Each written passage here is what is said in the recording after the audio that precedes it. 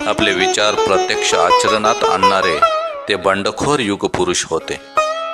महात्मा फुले यांनी जातीप्रथा, ब्राह्मणी धर्माचे वर्चस्व, स्त्रियांचे शोषण, शेतकरी कष्टकरी यांची पिळवणूक, सांस्कृतिक गुलामगिरी या सर्व आघाड्यांवर संघर्ष केला.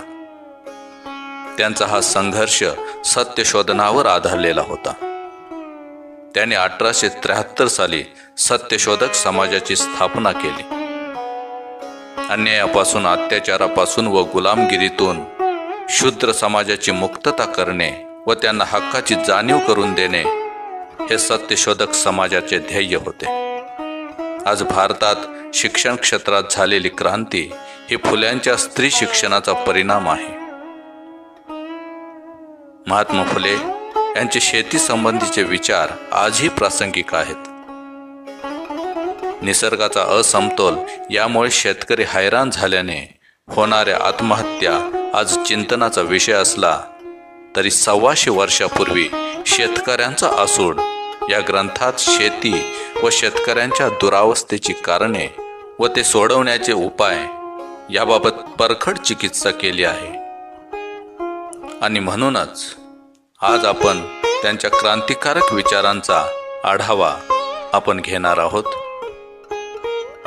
जे कोणी आपले कुटुंब, भाऊबंद, सगळे सोयरे, इष्टमित्र आणि साथीदारांना आपल्यासह श्रेष्ठ मानून इतर कोणाही स्त्री पुरुषास किंवा एकंदर मानव प्राण्यास पिढीजातपणे अथवा कपटाने अपवित्र किंवा नीच मानत नाहीत, त्यास सत्यवर्तनी म्हणावे.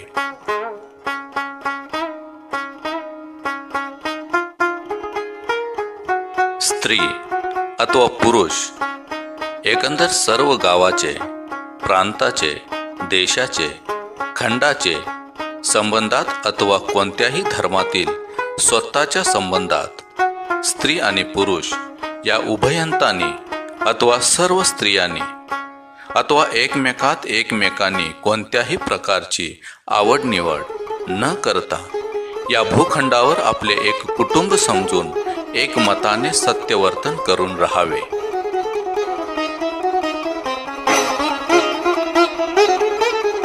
सर्व साक्षी जगतपती त्याला नकोच मध्यस्थी.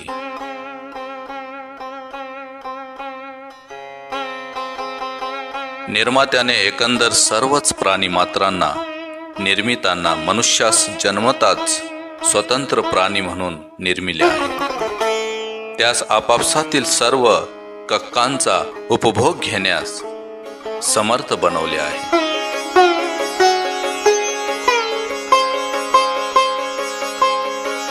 निर्मात्याने सर्व स्त्री पुरुषास धर्म व राजकीय स्वतंत्रता दिली आहे. एकंदर सर्व मानवी अधिकारांचे मुख्य धनी केले आहे. नीती हाच मानवी जीवनाचा आधार आहे.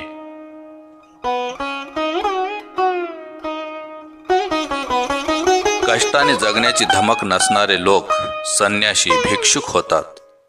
प्रपंच खरा नाही, व्यर्थ आहे असा भ्रम ते प्रपंचातील व्यक्तीमध्ये निर्माण करतात.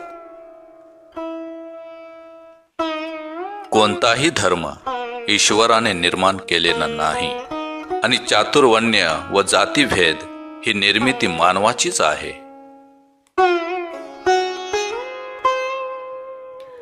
विद्येविना मती गेली, मती विना नीती गेली, नीती विना गती गेली, गती विना वित्त गेले, वित्त विना शूद्र खचले, इतके अनर्थ एका अविद्येने केले.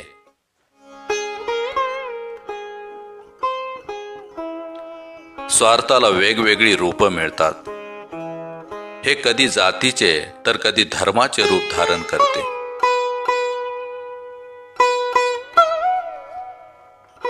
मनुष्य सर्व प्राण्यांपेक्षा श्रेष्ठ आहे आणि सर्व मानवांमध्ये स्त्री श्रेष्ठ आहे. महिला आणि पुरुष जन्मापासून मुक्त आहेत.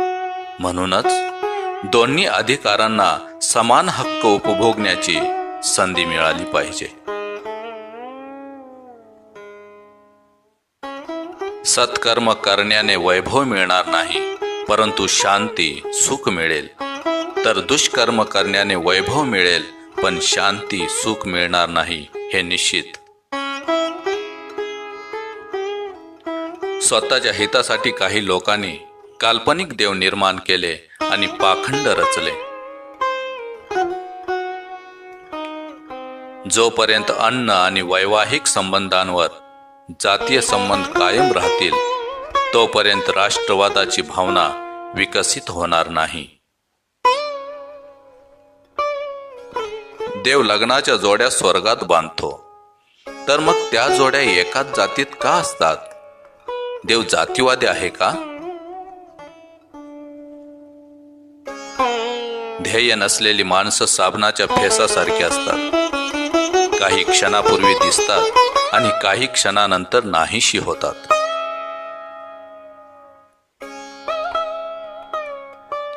प्रवाहाच्या विरुद्ध दिशेला तेच पोहू शकतात ज्यांचे निर्धार ठाम असतात, ज्यांना कुठले तरी उद्दिष्ट गाठायचे असते.